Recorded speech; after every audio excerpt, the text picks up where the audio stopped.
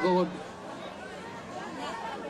83 years old na ko. Gusto na kong muhawa na mong pahuway na. Pahuway ka niya.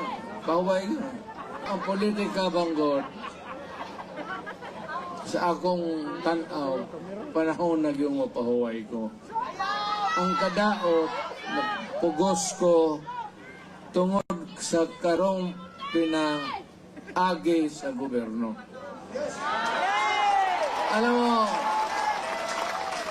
si Mr. Marcos is veering towards a dictatorship. Mupusta ko sa inyo, dili na manaog pagkahuman sa iyang termino. Pareha na sa iyang tatay, magkagubot na punta. Because ang iyang buhaton, mag-declare na po martial law. Pareho sa iyang papa. Kung pag martial law, why election, siya na po imuilit. Iyang gamiton tong gibuhat sa iyang tatay.